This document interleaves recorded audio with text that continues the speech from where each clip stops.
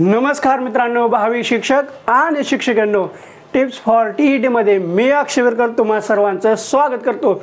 मागच्या व्हिडिओमध्ये आपण पाहिलं होतं की शिक्षक भरतीतून 1 लाख हे उमेदवार बाद झालेले आहेत आणि या व्हिडिओमध्ये आपण असं सुद्धा पाहिलं होतं की नोंदणी केलेले किती, प्रेफरन्स जनरेट करणारे किती, परीक्षा देणारे किती, लॉक करणारे किती, असा एकदम तपशीलवार माहिती पाहिली होती।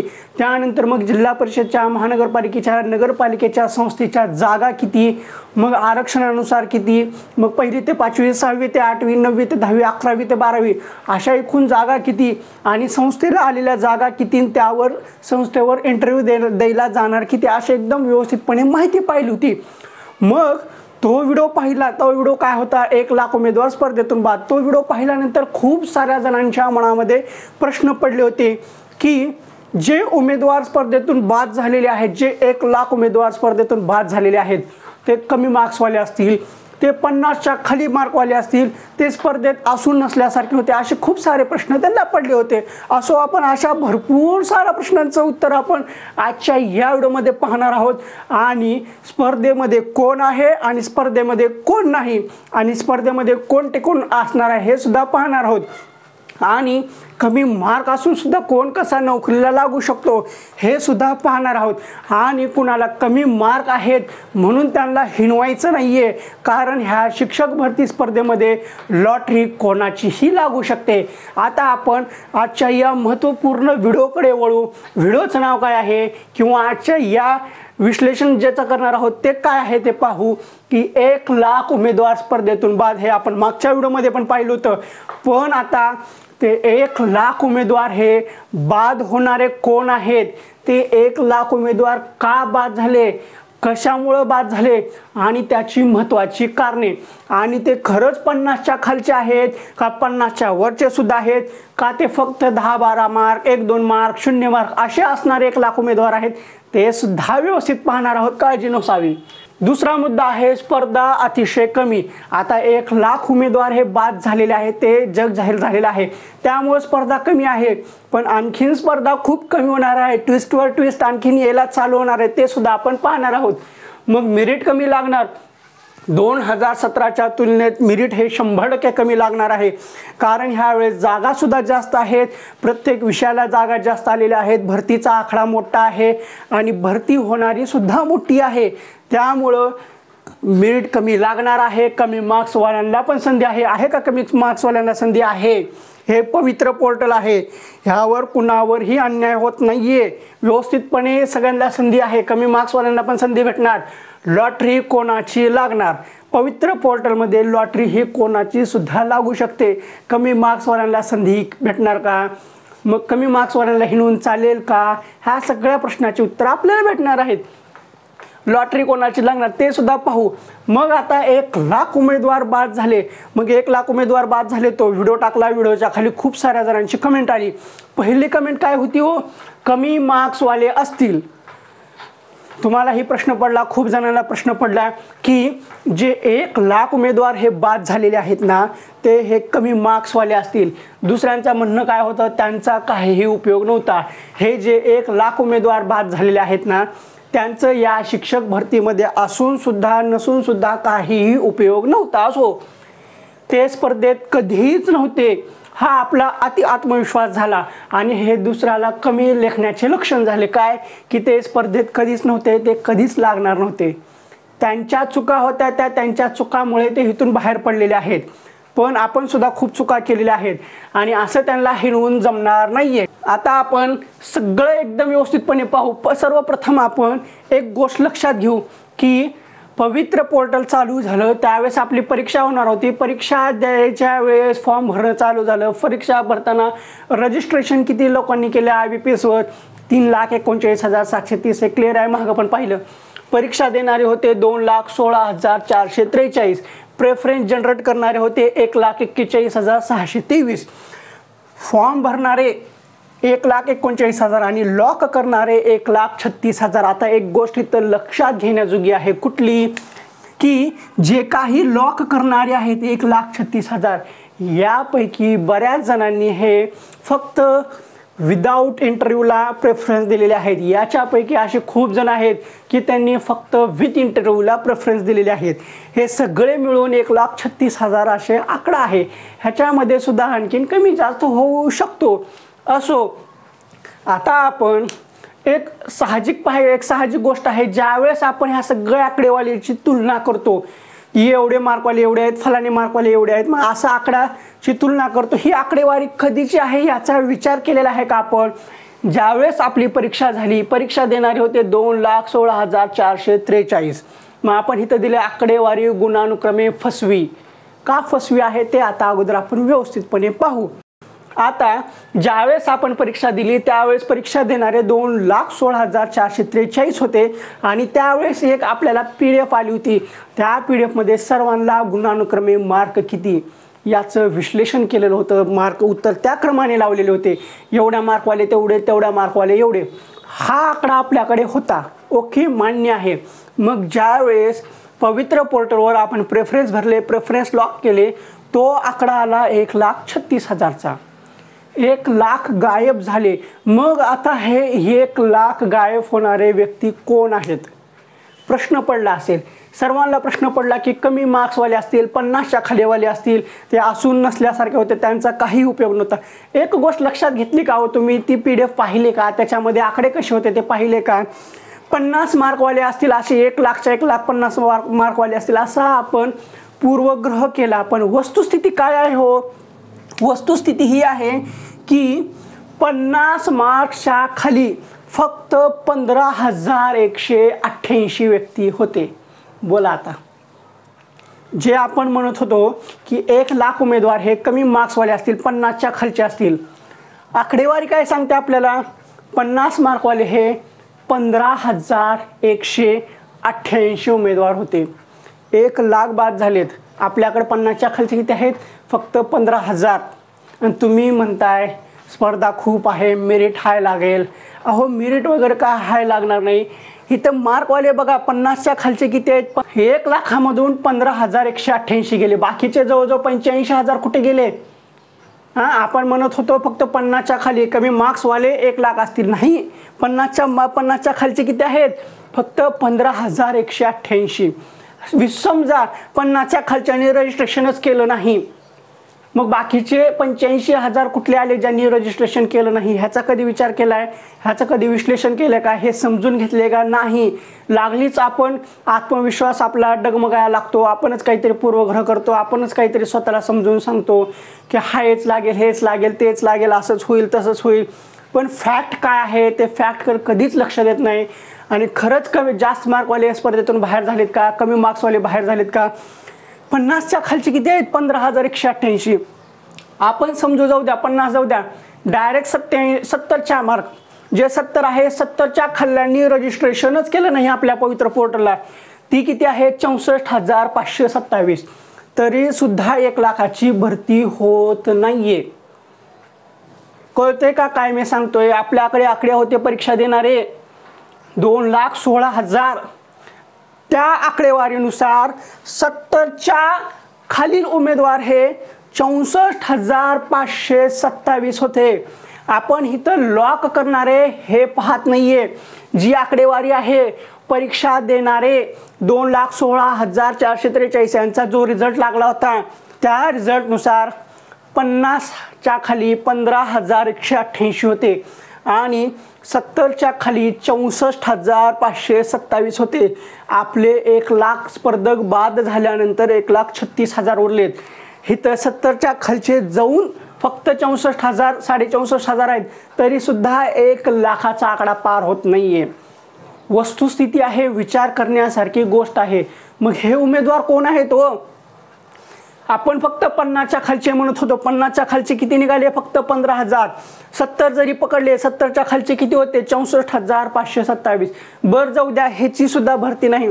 आपण डायरेक्ट 80च्या खाल्ल्यांनी पवित्र पोर्टलला रजिस्ट्रेशन केलं नाही असं समजू. वस्तुस्थिती ती नाहीये. सगळ्यांनी रजिस्ट्रेशन केलेलं आहे, बाद होणारे वेगळे आहेत. 80 मार्कवाल्यांनी तर 100% केलेलं आहे, 50च्या वरच्यांनी पण केलेलं आहे, 40 वाले केलेले आहेत, 20 वाले केलेले आहेत. पण असं आपण समजू की 80च्या खाली जेवढे मार्क आहेत त्यांनी पवित्र पोर्टलला रजिस्ट्रेशनच केलं नाही. असे उमेदवार किती आहेत?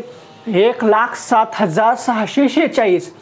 मग 80च्या खालच्यांनी रजिस्ट्रेशन केलं नाही, मग किती 80च्या वरच्यांनी केले असा आकडा होतो. 80च्या वरचे 1,08,000, आपले रजिस्ट्रेशन करणारे 1,36,000.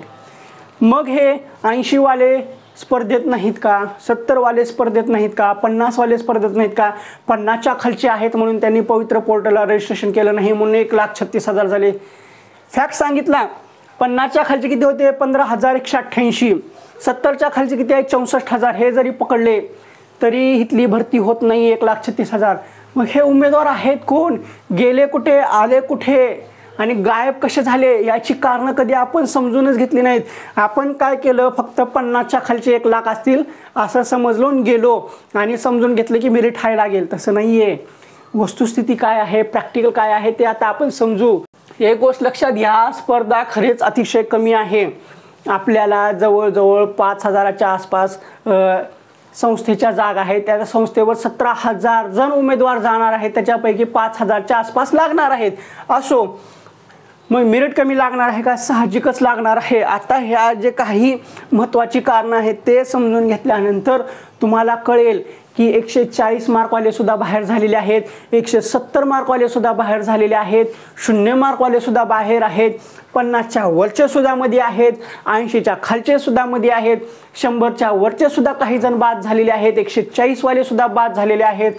हे असे वेगवेगळ्या कारणामुळे बाद होऊन जो आकडा उरलेला आहे 1,36,000 असा आहे. आणि ह्याच्यामध्ये सगळ्या मार्कवाले आहेत ना, की 50च्या खालचे सोडून दिले, इकडले सोडून दिले, 0चे सोडून द्या, सगळे सोडून जरी दिले, सगळे मिळून 1,36,000 आहेत. याच्यामध्ये आपली स्पर्धा आहे, याच्यातून सुद्धा काही जे पण बाद होणार आहेत. मग आपण काय पूर्वग्रह करतोय? मेरिट हाय लागणार, खूपच हाय लागणार, जे कमी मार्कवाले आहेत त्यांनी केलं नाही. आता तुम्हाला सांगतो कोण कोण किती किती मार्कवाले हे स्पर्धेच्या बाहेर झालेले आहेत. ही वस्तुस्थिती आहे. आणि हे जे 1,00,000 उमेदवार स्पर्धेतून बाद झालेले आहेत ते फक्त 50च्या खालचे नाही आहेत, ते 100च्या वरचेही आहेत, 120च्याही वरचे आहेत, 140च्या वरचेही आहेत, 100च्या रेंजमधले सुद्धा आहेत. वस्तुस्थिती आहे ते समजून घेऊ. लॉटरी कोणाची लागणार? लॉटरी कोणाचीही लागणार आहे. सगळ्यांना संधी आहे, सर्वांना संधी आहे. संधी कोणाचीही गेलेली नाही आहे. ह्या फेजमध्ये नाही तर पुढल्या फेजमध्ये आहे. असो, आपल्याला जे काही प्रश्न पडले होते, पहिले प्रश्न पडलेले कमी मार्क्सवाले असतील त्याचं विश्लेषण करून सांगितलेलं आहे. कमी मार्क्सवाले 50च्या खालचे निघाले किती? फक्त 15,000. त्यांचा काहीच उपयोग नव्हता असं आपण स्वतःला समजतो. ही एकदम चुकीची गोष्ट आहे. ते स्पर्धेत कधीच नव्हते. आपल्याला कोण सांगितलं ते स्पर्धेत होते नव्हते? 50 मार्क आहेत म्हणून त्यांना नोकरी लागणार नाही. अहो, साधं साधं आहे, सरळ सरळ आहे. 2017चे उदाहरण आहेत. 27 मार्कवाले लागलेले आहेत, 34 मार्कवाले लागलेले आहेत, 87 मार्कवाले लागलेले आहेत, 70 मार्कवाले लागलेले आहेत. हे स्पर्धेमध्ये नव्हते का? ह्यांचे कमी मार्क्स आहेत म्हणून ह्यांना हिनवायचं का? अहो, 34 मार्क 27 मार्क घेऊन ते आज नोकरीला आहेत. वस्तुस्थिती आहे. म्हणून कमी मार्क्स आहेत म्हणून त्यांना हिरवायचं नाही. ते स्पर्धेत आहेत, ते स्पर्धेत नाहीत असं म्हणणं चुकीचं आहे. ही गोष्ट लक्षात असू द्या. ST पेसा प्रवर्गातील 27 मार्कवाले 34 मार्कवाले लागलेले आहेत, उमेदवार भेटत नाहीत. आणि ज्यावेळेस मॅथ्स सायन्स होतं त्याच्यामध्ये सुद्धा 70 वाले 75 वाले 80 वाले असे सुद्धा उमेदवार लागलेले आहेत. इंग्लिश मिडियमवाले सुद्धा लागलेले आहेत. कमी मार्क्स आहेत म्हणून नोकरीला लागणार नाही असं नाही, समजून घ्या. असो, हा मुद्दा आपला क्लिअर झालेला आहे. आता सगळ्यात महत्त्वाच्या मुद्द्याकडे येऊ. खुंत हे जे 1,00,000 बाद झालेले आहेत, हे 1,00,000 उमेदवार कोणत्या कारणामुळे बाद झालेले आहेत? ते कमी मार्क्सवाले नाहीत, ते जास्त मार्कवाले सुद्धा आहेत. हे थोडंसं समजून घ्या. उगाच म्हणू नका की 50च्या खालचेच असतील, कमी मार्क्सवाले असतील. सांगितले, वस्तुस्थिती सांगितली आहे. 50च्या खालचे निघाले किती? 15,000. 70च्या खालचे निघाले किती? 64,000. आता ज्यांनी रजिस्ट्रेशन केले त्यांना सगळ्यांना माहिती आहे की आपल्याला मार्क्स किती आहेत, आपले मार्क्स किती आहेत आणि त्याच्यावर आपण रजिस्ट्रेशन केले का नाही आहे. आता मी व्हिडिओ बनवतो, व्हिडिओ खाली टाकतो, प्रत्येकाच्या खाली कमेंट आलेले एवढे एवढे मार्क आहेत, तेवढे आहेत. अहो 10 मार्क असो 15 मार्क असो सगळ्यांनी रजिस्ट्रेशन केलेलं आहे. मग आपल्याकडे डाटा आलेला आहे 1,36,000चा, त्याच्यामध्ये सगळ्या मार्क्सवाले आहेत. म्हणून सांगतोय स्पर्धा कमी आहे. जे बाद होणार आहेत ना ते ॲक्च्युअल कारण आहेत, रिअलिस्टिक कारण आहेत, ट्रूथ आहेत, काहीतरी गंभीर्य आहे, काहीतरी गांभीर्य आहे त्या गोष्टीचं, म्हणून त्या स्पर्धेतून बाहेर आहेत. आणि ते जास्त मार्कवालेही आहेत, कमी मार्कवालेही आहेत. आता व्हिडिओ मोठा होत असलं तरी चालेल, पण महत्त्वाच्या गोष्टी आहेत त्या समजून घ्या. स्पर्धक कुठले बाद झालेले आहेत आणि आपण स्पर्धेत आहोत का हे सुद्धा लक्षात येईल. आता महत्त्वाची कारणं पाहताना पहिली गोष्ट आहे पेसा मधील अपात्र. मागे पेसा क्षेत्राची भरती चालू होती, सध्या त्यावर स्टे आलेला आहे. मग पेसा क्षेत्राची जी काही भरती चालू होती त्याच्या निवड याद्या लागत होत्या. त्या निवड याद्या तुम्ही कधी पाहिलेल्या आहेत का? 13 क्षेत्र होते, 13 जिल्ह्यातली याद्या लागल्या होत्या, 13 जिल्ह्यातल्या वेगवेगळं चालू होतं. त्या याद्यामध्ये तुम्ही त्यांचे मार्क्स पाहिलेले आहेत का? ते उमेदवार किती होते, बाद होणारे उमेदवार किती होते, त्यांचे मार्क्स किती होते हे पाहिलेले आहेत का? नाही. त्यांचे मार्क्स हे 120, 140, 121, 99 असल्या रेंजमधले उमेदवार बाद झालेले आहेत पेसा क्षेत्रातले. आता 50च्या वरचे 50च्या खालचे ते असो ते वेगळी गोष्ट, पण मोस्टली हे 100च्या पुढल्या रेंजमधले होते. मग आता पेसा क्षेत्रातील उमेदवार बाद होणारे यांची संख्या किती होती हो? ते त्याचा ॲक्च्युअल डाटा नाही आहे, पण हे जवळजवळ 15 ते 20 हजाराच्या आसपास आहेत जे बाद झालेले आहेत. तुम्ही याद्या पाहिलेल्या असतील तर तुम्हाला लक्षात येईल. पेसा क्षेत्रामध्ये ज्यावेळेस त्यांची भरती चालू होती त्यावेळेस वेगवेगळ्या कारणाने ते अपात्र झालेले आहेत. ग्रॅज्युएशन पूर्ण नाही आहे, TET पूर्ण नाही आहे, CTET पूर्ण नाही आहे, अपियरच आहेत, हेच आहेत, फलानाच आहेत, बिस्तानाच आहे, कुठलं तरी डॉक्युमेंट नाही, अशा कारणाने ते बाद झाले होते. आणि ते बाद होणारे किती होते हो? 120, 100 अशा पुढल्या मार्काचे होते. मग ते तिथं बाद झाले. मग साहजिकच त्यांनी पवित्र पोर्टलला सुद्धा रजिस्ट्रेशन केलेलं नाही आहे. ते ऑफलाईन भरतीमध्ये बाद झाले, मग ते पवित्र पोर्टलमधून सुद्धा बाद झाले, म्हणून ते रजिस्ट्रेशन केलेलं नाही आहे. वस्तुस्थिती आहे. तुमच्याकडे निवड याद्या असतील, पेसा क्षेत्राची निवड यादी पात्रची पाहून घ्या, त्यामध्ये किती मार्क्स आहेत, कसे मार्क्स आहेत, त्यावरून तुम्हाला अंदाज येईल. असो, आता आपण पुढील महत्त्वाच्या गोष्टीकडे वळू. पहिला दुसरा ह्याच्यातला आहे ग्रॅज्युएशन अपियर असणारे. याच्यामधले असे भरपूर विद्यार्थी आहेत ज्यांचं ग्रॅज्युएशन पूर्ण नव्हतं. ते TET पास होते, TETचा दुसरा पेपरसुद्धा पास होते, ते ग्रॅज्युएशन लावते, फायनल इयर लावते, फायनल इयरचं ग्रॅज्युएशन पूर्ण झालेलं नव्हतं. असे सुद्धा उमेदवार हे परीक्षेला बसले होते. त्यांना चांगले मार्क्स आहेत, पण ग्रॅज्युएशन पूर्ण नसल्यामुळे त्यांना ह्या प्रक्रियेतून बाहेर जावं लागलं. आपलं फॉर्म भरताना तिथं वरती लाल अक्षरामध्ये येत होतं अमुक अमुक तारखेपर्यंत तुमचं एज्युकेशन, शैक्षणिक व व्यावसायिक अर्हता पूर्ण झालेली पाहिजे आहे. ते त्या टप्प्यामध्ये बसू शकत नव्हते, म्हणून ते बाद झाले. आणि हे उमेदवार 0 मार्क्सपासून 120, 130, 140 पर्यंत सुद्धा आहेत. असे उमेदवार आहेत आणि अशांची संख्या भरपूर आहे. फिक्स आकडा नाही आहे, पण भरपूर आहे. दुसरी गोष्ट काय आहे हो? सेम ग्रॅज्युएशनची पोस्ट होती ना, ग्रॅज्युएशनचं जसं झालं तसंच PGचं म्हणजे पोस्ट ग्रॅज्युएशन. मग असे उमेदवार BEd केलेले आहेत. TET नाही, CTET नाही, पेपर 1 नाही, 2 नाही, पण नुसतं BEd केलेलं आहे. BEd करून पोस्ट ग्रॅज्युएशन केल्यानंतरच त्यांना BEdला ॲडमिशन भेटतं. मग ते PGवर होते. मग पोस्ट ग्रॅज्युएशनमध्ये ते अपियर्ड आहेत, पण ते राहिले फक्त कुठं 9वी ते 10वीला. मग 11वी ते 12वीला अप्लाय राहिले नाहीत. मग याच्यातले असे बरेचसे होते पण BEd केलेले आहेत, पण ते 6वी ते 8वीला पात्र नाही आहेत, CTET किंवा TET पास नाही आहेत. मग आता याच्यातले असे भरपूर उमेदवार आहेत BEd केलेले जे ग्रॅज्युएशनला अपियर्ड होते. इकडं अपियर्ड, BEdला सुद्धा अपियर्ड, तरीसुद्धा ह्याच्यामध्ये फॉर्म भरले, ते बाद झाले. मग याच्यामधले असे बरेचसे उमेदवार आहेत की ज्यांचं शिक्षक भरतीशी नुकताच संबंध आलेला आहे. त्यांचं DEd हे अपियर्ड आहे. मग आता तुम्हाला माहिती असेल की CTETचा पेपर देत असताना DEd अपियर चालतं. DED अपियर व CTETचा पेपर देता येतो. पण ते CTETचा पेपर दिले, पास झाले, पण DED पूर्ण नाही. फर्स्ट इयरला असताना सुद्धा CTETचा पेपर देता येतो, पण हे DED पूर्ण न केल्यामुळे त्यांना चांगले मार्क्स असल्यामुळे, मार्क्स किती आहेत आपण 0 पासून 200च्या 200 पकडू, XYZ मार्क पकडू, ते कमीही मार्क्सवाले आहेत, जास्तही मार्क्सवाले आहेत. मग हे DED अपियर वाले सुद्धा बाद झाले. आता BED अपियर वाले सुद्धा तसंच झालं. यांचा TETचा पहिला पेपर पास होता आणि काहींचा नव्हता. याच्यातले TETचा किंवा CTETचा दुसरा पेपर पास आहेत. BEDला नुकतंच ॲडमिशन घेतलेले आहेत. ग्रॅज्युएशन झाल्यानंतर BEDला ॲडमिशन भेटतं आणि त्यांचं सेकंड इयर चालू होतं, फायनल इयर BEDचं. पण ते BEDला अपियर्ड असल्यामुळे, त्यांचं BED पूर्ण न झाल्यामुळे ते ह्या भरतीतून बाद झाले. त्यांना चांगले मार्क्स होते. यांची याचिका कोर्टामध्ये होते, BED अपियर्ड आहे, आम्हाला परीक्षेसाठी संधी द्या. परीक्षेमध्ये संधी दिली, पण BED अपियर्ड असल्यामुळे हे पवित्र पोर्टल प्रणालीचा भाग होऊ शकले नाहीत. वस्तुस्थिती आहे. आणि ह्याच कारणामुळे, BEDच्या याच कारणामुळे आपल्या ग्रुपवर, आपलं जे काही टेलिग्राम ग्रुप आहे, त्या टेलिग्रामचं जे चॅनल आहे, टिप्स फॉर TET,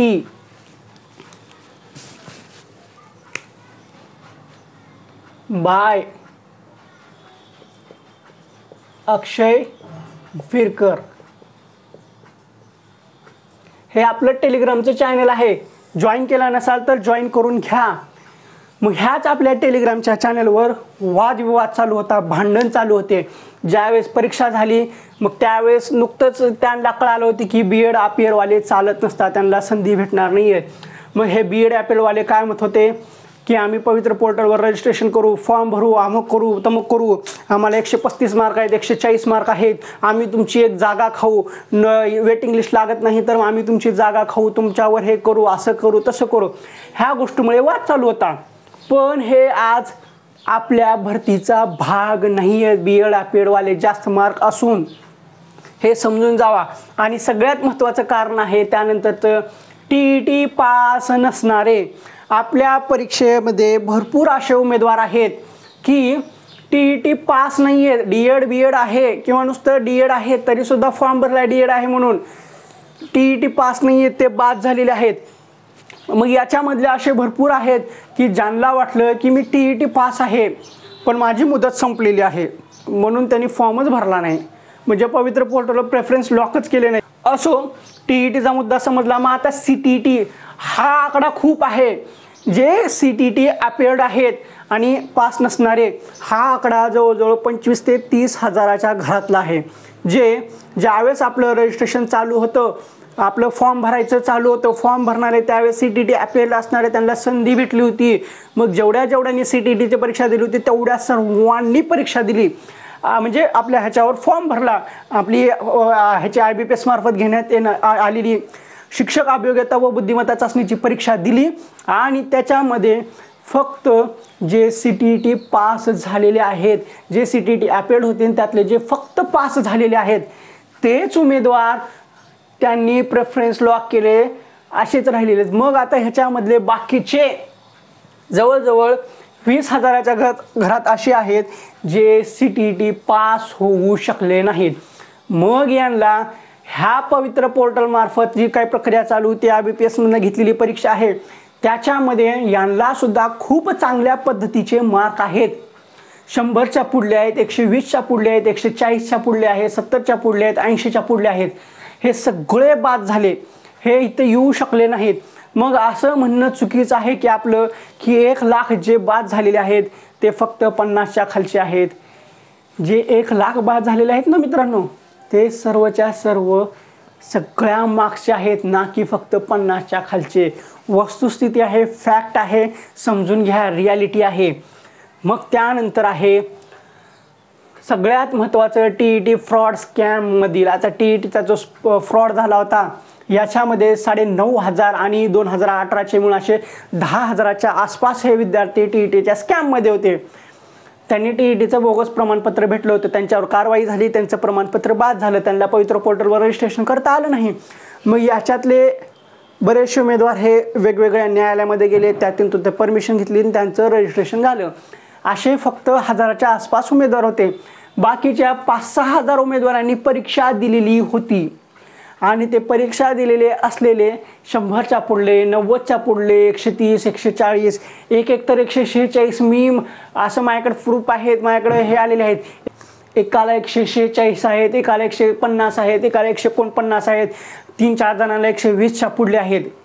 असे आहेत. पण त्यांना जी कोर्टाची प्रक्रिया होती त्या कोर्टाच्या प्रक्रियेमध्ये भाग घेऊ न शकल्यामुळे आणि त्यांना रजिस्ट्रेशनची परवानगी न भेटल्यामुळे ते आज हे स्पर्धेच्या बाहेर फेकले गेलेले आहेत. आपण जो पूर्वग्रह केलेला आहे की 50च्या खालचे 1 लाख असतील ते बाद असतील, नाही. TETच्या फ्रॉडमध्ये जे होते त्यांनी सुद्धा परीक्षा दिलेली आहे. पेपर 1, पेपर 2 त्यांचा एक पास होता, काहींचा दुसरा पास होता, काही जण CTT पास करून आलेले होते पण कोर्टामध्ये न गेलेले. मग अशांनी परीक्षा दिली, त्यांना सुद्धा चांगले मार्क्स आहेत. ते सगळे उमेदवार बाद झालेत. मग असं समजणं चुकीचं आहे की 50च्या खालचे सगळे बाद आहेत. सगळ्या मार्क्सचे वेगवेगळे उमेदवार बाद झालेले आहेत आणि सगळे शून्यपासून ते जे हायस्ट रँकवाले आहेत अशा सगळ्यांनी मिळून फक्त 1,36,000 उमेदवारांनी प्रेफरन्स लॉक केलेले आहेत. म्हणून नशीब कुणाचंही उजळणार आहे, लॉटरी कुणाचीही लागणार आहे. संधी सर्वांना आहे. कमी मार्क्सवाले आहेत त्यांना सुद्धा संधी आहे, ते आपण पुढं पाहू. आता TET पास पण चुकीची. आता काही जण कॉमर्सवाले आहेत त्यांना TET कुठलीही चालते, पण जे सायन्स आणि जे सायन्सवाले होते आणि त्यांना फक्त आणि फक्त मॅथ आणि सायन्सची TET पास होणं आवश्यक होतं. पण ते इकडं कशामध्ये आले, सोशल सायन्समध्ये म्हणजे सामाजिक शास्त्राची TET पास झाले. पण तिकडं त्यांचा विषय होता कुठला की ते मॅथ सायन्सच होते. त्यांना त्यांचं सगळं शिक्षण त्याच्यातच झालेलं आहे. अहो, तुमचं ग्रॅज्युएशन जर आर्ट्समधून असेल तर तुम्हाला सामाजिक शास्त्राची TET असते, जर नसेल तर तुम्हाला मॅथ सायन्सची असते. ह्या गोष्टीमध्ये चुका झाल्या. क्रॉस TET पास असणारे भरपूर आहेत आणि याच्यामध्ये मार्क्स घेणारे सुद्धा भरपूर आहेत, जे की शिक्षक अभियोग्यता व बुद्धिमत्ता चाचणी दिली, जे की आकडा होता 2,16,000चा. त्याच्यामध्ये 100च्या पुढले, 120च्या पुढले, 140च्या पुढले असे भरपूर उमेदवार आहेत की TET चुकीची पास झाली, त्यामुळे त्यांना प्रेफरन्स आलेले नाहीत. हे शिक्षक भरतीच्या प्रक्रियेतून बाद झाले. असो, मग आता आणखीन 10वा मुद्दा आहे प्रेफरन्स न आलेले तसेच प्रेफरन्स न भरलेले. आता काहींना प्रेफरन्स का आले नाहीत, त्यांचं एज्युकेशनच पूर्ण नाही आणि जे काही एज्युकेशन पूर्ण आहे ते चुकीच्या पद्धतीनं आहे किंवा कुठला तरी क्रायटेरिया पूर्ण झालेला नाही आहे, त्यामुळे त्यांना प्रेफरन्स आलेले नाहीत. मग कॉमर्सवाले आहेत त्यांना 6वी ते 8वीचे प्रेफरन्सच आलेले नाही आहेत, 9वी ते 10वीचे आले नाहीत, आलेत कुठले 11वी 12वीचे असे आहेत प्रेफरन्स न जनरेट झालेले. मग ह्याच्यामध्ये असे भरपूर आहेत जे वयामध्ये न बसणारे, हे आपण मुद्दा ॲड केला नाही, वयामध्ये न बसणारे ते सुद्धा आहेत. मग कॉमर्सवाले आहेत, कॉमर्सवाल्यांचं मी तुम्हाला आत्ताच सांगितलेलं आहे. आणि जे उमेदवार आहेत, आता कॉमर्सवाले भरपूर उमेदवार आहेत, ह्यांनी शिक्षक भरतीची परीक्षा दिलेली आहे, ह्यांना सुद्धा अतिशय उत्तम प्रकारे मार्क पडलेले आहेत. 120 आहेत, 140 आहेत, 100च्या पुढले आहेत आणि त्यांना 6वी ते 8वीचे प्रेफरन्सच आलेले नाही आहेत. ते TET पेपर 1 पासच नाही आहे, फक्त TETचा पेपर 2 पास आहेत, पण 1 पेपर पास नाही आहे. त्यांना प्रेफरन्सच आले नाहीत. का? 6वी ते 8वीला कॉमर्स ह्या विषयाला जागाच नाहीत, विषयच नाहीत. मग प्रेफरन्स येणार कसे? मग चांगले मार्क्स असून सुद्धा ह्या भरतीतून बाद झाले आणि त्यांनी पवित्र पोर्टलला रजिस्ट्रेशन करू शकले नाहीत, असे सुद्धा आहेत. मग आणि असंच आहे की असंच परीक्षा देणारे, आता असंच परीक्षा देणारे म्हणजे ज्यांचा शिक्षक भरतीशी काहीही संबंध नाही, असे बऱ्याच उमेदवार आहेत ज्यांनी परीक्षा दिलेली आहे. मग याच्यामध्ये असे भरपूर उमेदवार आहेत की ज्यांना ऑलरेडी नोकरी आहे, जे चांगल्या उच्च पदावर आहेत, तरीसुद्धा त्यांनी परीक्षेचा अनुभव घेण्यासाठी परीक्षा घेतलेली आहे. मग याच्यामध्ये बरेचसे हे क्लास चालकसुद्धा आहेत, त्यांनी परीक्षा दिलेली आहे, उगं द्यायचं म्हणून परीक्षा दिलेली आहे. याच्यामध्ये त्यांना चांगले मार्क्स भेटलेले आहेत. तुम्ही एक बघा, कुठलेही क्लासवाले यूट्यूब चॅनलवाले असेल, जे काय तुम्हाला शिकवत होते, चॅनलवर क्लास घेत होते, त्यांनी सगळ्यांनी परीक्षा दिलेली आहे, ज्यांचं D.Ed B.Ed झालेलं आहे, पण त्यांनी प्रेफरन्स लॉक केलेलं नाही आहेत. त्यांना अतिशय चांगले मार्क्स आहेत. आता 186 मार्क्स जे आहेत ते सुद्धा ह्या पवित्र पोर्टलवर त्यांनी फॉर्म भरलेला नाही आहे. वस्तुस्थिती आहे असं म्हणणं चुकीचं नाही आहे. मग ते सुद्धा ह्या स्पर्धेतून बाहेर पडलेले आहेत. मग 186 मार्क घेणारे आज शिक्षक भरतीला नाही आहेत. 150 मार्क घेणारा व्यक्तीसुद्धा शिक्षक भरतीला नाही आहे. का? की फक्त त्यांनी अनुभवासाठी घेतलेले आहेत. मग असे असंख्य आहेत आणि एवढं सगळं करून जे उरलेले आहेत ते फक्त आहेत 1,40,000 36,000. आणि आता एक गोष्ट लक्षात घ्या, आता 1,36,000 जे काही उमेदवार आहेत याच्यापैकी आपल्याकडे आकडे आणखीन आलेले नाही आहेत की 1,36,000 मधले कोणत्या कास्टचे किती राहिलेले आहेत. आपल्याकडे अगोदर एक PDF आलेली आहे, त्या PDF मध्ये होते की एवढ्या कास्टचे एवढे मार्क्स एवढे. मग जे काही आकडेवारी होती आज ती आकडेवारी फसवी आहे गुणानुक्रमे सुद्धा.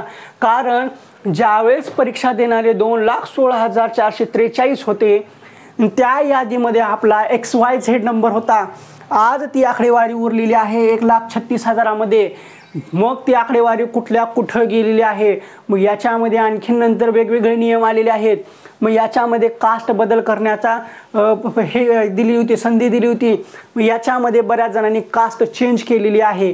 मग कास्ट चेंज केल्यामुळे पूर्वी जी आपली आकडेवारी होती, पूर्वी जो आपला गुणानुक्रम होता XYZ होता, मग आता तो YZX सुद्धा झालेला असेल, उलट झालेला असेल, पलटी सुद्धा झालेली असेल. 10 नंबरवर होता तो 4 नंबरवर आलेला असेल, किंवा जो 100वर होता तो 50वर आलेला असेल. मग आता जी पूर्वीची यादी होती 2,16,000ची त्याच्यामध्ये माझा समजा 50वा नंबर असेल, तर मग आता जो बदल होऊन तो दुसरा नंबर आलेला असेल. मग ह्याच्यामध्ये कास्टनुसार बदल झालेले आहेत. अशी वेगवेगळी आकडेवारी झालेली आहे. मग असं समजणं योग्य आहे का जे 1,00,000 उमेदवार बाद झालेले आहेत ते फक्त 50च्या खालचे आहेत का? नाही. याची वस्तुस्थिती काय आहे, रिअल फॅक्ट आहे तो मी तुम्हाला मांडलेला आहे. 70च्या खालचे किती? 64,527. मग आता जो आपल्याकडे फायनल आकडा आलेला आहे 1,36,000, ह्याच्यामध्ये सर्वच्या सर्व आहेत. 50 मार्कवाले आहेत, 49 मार्कवाले आहेत, 48 वाले आहेत, हायर मार्कवाले आहेत, सगळीच्या सगळे आहेत. असे सगळे मार्कवाले मिळून 1,36,000 आहेत. मग आता मला सांगा ह्याच्यामध्ये लॉटरी कुणाची सुद्धा लागणार आहे? लॉटरी लागणारच असं नाही आहे.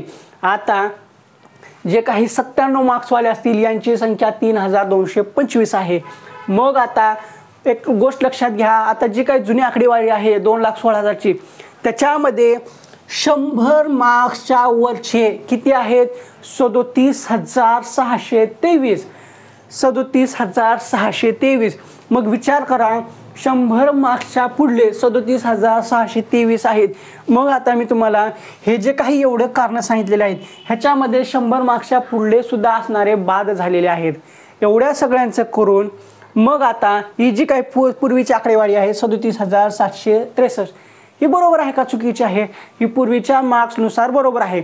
मग आता जे काही नवीन लॉक करणारे आहेत फायनल 1,36,000 त्यामध्ये 100च्या पुढले ॲक्च्युअल 37,763 आहेत का? हो, नाही. कारण ह्याच्यामधून बाद होणारे एवढे कारण सांगितले आहेत भरपूर आहेत, हजारांवर आहेत. आपली रँक इकडं तिकडं होऊ शकते. त्यामुळं पूर्वीची जी काही PDF आहे, पूर्वीची जे काही गुणानुक्रम आहेत त्या फसव्या आहेत. आता आपलं सगळं लक्ष आहे हे जे काही 1,36,000 आहेत ह्यावर आपली स्पर्धा आहे. आणि ही स्पर्धा फक्त एका जागेसाठी 6 आहे. आणि ह्याच्यातून सुद्धा आणखी स्पर्धा कमी होणार आहे. कारण ह्याच्यामध्ये सगळ्या मार्क्सवाल्यांनी भरलेला आहे. असं नाही की फक्त कमी मार्कवाल्यांनी भरले नाही, जास्त मार्कवाल्यांनी भरले, सगळे मार्क्सवाले आहेत. मग एक गोष्ट लक्षात घ्या, मेरिट कमी लागणारच आहे. जे काही 100च्या पुढले आहेत ते 100% जिल्हा परिषदसाठी पात्र आहेत. त्यांचं कास्टनुसार विषयानुसार लागणार आहे. पण आता इथं कसं आहे, इथं विषय येऊन ठेपतो जागेचा. आपल्या प्रवर्गाला आपल्या विषयाला किती जागा आलेल्या आहेत मग त्यानुसारच ते तिथं त्या जागेवर बसवले जातील. असं नाही आहे की 100च्या पुढले जे आहेत किंवा 100च्या पुढले तेच ह्याच्यासाठी आहेत. पण एक गोष्ट लक्षात घ्या, 100 जरी मार्क असले आणि त्या कॅटेगरीचा उमेदवार नसेल तर 99 वाला सुद्धा जिल्हा परिषदला लागू शकतो.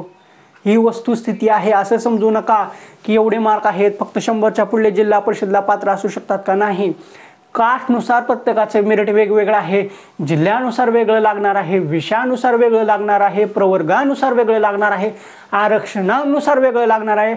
असे मेरिटचे टप्पे आहेत, हे समजून जावा. मग आता हे बघा 80, 95, 70 हे संस्थेसाठी आहेत. ह्यांना संस्थेला 100% संधी भेटणार आहे. ह्या टप्प्यामध्ये तर भेटणार आहे. आणि ही टप्पा जर ह्या टप्प्यामध्ये जर नाही भेटली तर पुढला टप्पा आहे. पुढल्या टप्प्यामध्ये तर त्यांना संधी 100% भेटून जाणार आहे. असो, मला जो काही मुद्दा समजून सांगायचा होता तो मी व्यवस्थितपणे समजून सांगितलेला आहे की 1 लाख उमेदवार हे स्पर्धेतून बाद झालेले आहेत आणि हे जे काही 1 लाख उमेदवार बाद झालेले आहेत ती ना की फक्त 50च्या खालचे आहेत, ते हे आहेत की ते सगळ्या मार्क्सवाले आहेत, जास्त मार्क्सवाले सुद्धा आहेत आणि कमी मार्क्सवाले सुद्धा आहेत आणि स्पर्धा अतिशय कमी आहे. का आहे, कशामुळे आहे, त्याचे कारण सांगितले. कमी मार्क्स आहेत, संधी आहे का आहे. 70, 80, 90 मार्क्सवाल्यांना संस्थेवर संधी भेटणार आहे, इंटरव्ह्यूचा कॉल सुद्धा येणार आहे, त्यांना संधी आहे. मग ह्याच्यामध्ये कास्टनुसार प्रवर्गानुसार सुद्धा जिल्हा परिषदला लागू शकतात.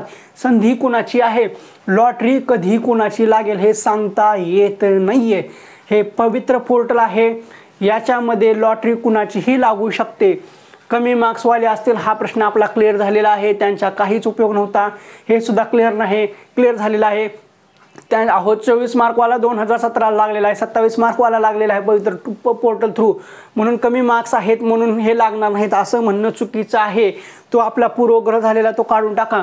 महत्त्वाची कारणे होते ग्रॅज्युएशन नसणारे, पोस्ट ग्रॅज्युएशन नसणारे, डीएड नसणारे, बीएड नसणारे, टीईटी पास नसणारे, सीटीईटी पास नसणारे, ॲपियर्ड असणारे, टीईटी फ्रॉडवाले, असे सगळे वेगवेगळे आहेत. जे वेगवेगळे आहेत ते अतिशय व्यवस्थितपणे सांगितलेलं आणि यांना चांगले मार्क्स असून सुद्धा हे या क्रायटेरियामध्ये बसत नव्हते म्हणून ते बाहेर पडलेले आहेत. असे सगळे बाहेर पडलेले चांगले मार्क्सवालेही होते, कमी मार्क्सवाले सुद्धा होते, सगळ्या मार्क्सवाले होते, असे सगळे मिळून बाहेर पडून उरलेले आहेत फक्त 1,36,000. मग ह्या 1,36,000मधून सुद्धा खूप जण बाहेर पडणार आहेत. त्याची कारणे वेगवेगळी आहेत. त्यांनी ग्रॅज्युएशनचा विषय वेगळा टाकलेला आहे, प्रेफरन्स आलेले आहेत, त्याच्यामध्ये सुद्धा प्रेफरन्स चुकीचे आलेले आहेत, प्रेफरन्स चुकीचे येऊन सुद्धा त्यांनी प्रेफरन्स दिलेले आहेत. वेगवेगळ्या गोष्टी आहेत, खूप क्रिटिकल गोष्टी आहेत, खूप किचकट गोष्टी आहेत, अवघड गोष्टी आहेत. असो, आणि जे काही लॉक करणारे आहेत 1,36,000 त्यामध्ये विथ इंटरव्ह्यूवाले सुद्धा आणि विदाऊट इंटरव्ह्यू असं सगळ्यांचा मिळून आकडा 1,36,000 आहे. मग समजून जावा स्पर्धा जास्त आहे का कमी आहे. स्पर्धा खरंच अतिशय कमी आहे. संस्थेला सुद्धा स्पर्धा कमी आहे. आता संस्थेवर तर एका जागेसाठी 3 जण आहेत, पहिले एका जागेसाठी 10 जण येणार होते, एक जागा त्यावर 10 जण येणार होते, आता फक्त एका जागेसाठी 3 जण आहेत. त्या 3पैकी 2 जण नाही आले तर जो एकटा आहे तो राजा माणूस आहे, त्याला लागूनच जाणार आहे नोकरी. त्यामुळे चिंता नसावी. स्पर्धेमध्ये सर्वच्या सर्व टिकून आहेत. ज्यांनी प्रेफरन्स लॉक केलेले आहेत ते सर्वच्या सर्व ह्या स्पर्धेमध्ये आहेत आणि कमी मार्क्स आहेत म्हणून जास्त नाराज व्हायचं नाही आहे. लॉटरी लागणार आहे, कोणाचीही लॉटरी लागू शकते. म्हणून आता any chance, how many chance, माझा नंबर लागेल का, एनी चान्स असला जो काही राष्ट्रीय प्रश्न आहे, आपला जो काही राष्ट्रीय कार्यक्रम आहे तो आता आपण परत कमेंट बॉक्समध्ये चालू करू शकता, त्याला काही प्रॉब्लेम नाही आहे. आणि ह्याच्यानंतर आणखीन एक महत्त्वाचा, जीवाचा, आपल्या भावाचा, आपल्या जिगरचा, कलेजाचा जो काही जिगर, कलेजा, फेफडा, लिव्हर वगैरे असतो ना, यांचा जो आपल्या जिवाळ्याचा एक प्रश्न लावून बसलेला आहे की संस्था पैसे घेते का. या गोष्टीवर आपण अतिशय महत्त्वपूर्ण विषयावर बोलणार आहोत आणि विस्तृत स्वरूपात, विश्लेषणात्मक स्वरूपात त्याची माहिती आपण पुढल्या व्हिडिओमध्ये पाहणार आहोत. तर ठीक आहे, मला जे काय सांगायचं होतं ते मी सर्व व्यवस्थित, अतिशय व्यवस्थितपणे समजून सांगितलेलं आहे की जे 1 लाख उमेदवार बाद झालेले आहेत ते सर्व मार्काचे आहेत, ते ना की फक्त 50च्या खालचे आहेत. फॅक्टनुसार, रियालिटीनुसार, प्रूफनुसार मी तुम्हाला सांगितलेलं आहे. व्हिडिओमध्ये जे काही सांगितलेलं आहे ते तुम्हाला जर पटलं असेल तर व्हिडिओ लाईक करायला विसरू नका आणि व्हिडिओ पाहून तुमचा काही फायदा झाला आहे असं वाटत असेल तरच आपल्या चॅनलला सबस्क्राईब करा. तर ठीक आहे, आजच्या या व्हिडिओमध्ये एवढंच. ठीक आहे, तुम्हाला हा व्हिडिओ कसा वाटला तो कमेंट बॉक्समध्ये सांगा. व्हिडिओ आवडला असेल तर व्हिडिओ लाईक करा. व्हिडिओ पाहून तुमचा काही फायदा झाला आहे असं वाटत असेल तरच आपल्या चॅनलला सबस्क्राईब करा आणि हा व्हिडिओ तुमच्या मित्रमैत्रिणींना नक्की शेअर करा, त्यामुळे त्यांचा आत्मविश्वास वाढेल. हा सायकोलॉजीचा नियम आहे. सायकोलॉजीच्या नियमानुसार आपण जेवढा मोठा आकडा बघतो आणि त्याच्यातून कमी झालेला आकडा बघतो त्यावेळेस आपल्या मनामध्ये वेगवेगळे रसायन चालू होतात आणि आपले विचार करण्याची प्रक्रिया बदलून जाते आणि आपला आत्मविश्वास सुद्धा वाढतो. त्यानुसार मी सगळे फॅक्ट्स सांगितलेले आहेत, त्यामुळे निश्चिंत राहावा. ज्यावेळेस यादी लागेल त्यावेळेस आपण जास्त विचार करायचा आहे. तर ठीक आहे, आता तुम्ही कमेंट बॉक्समध्ये चालू करू शकता. एनी चान्स, काय प्रश्न असतील ते विचारू शकता.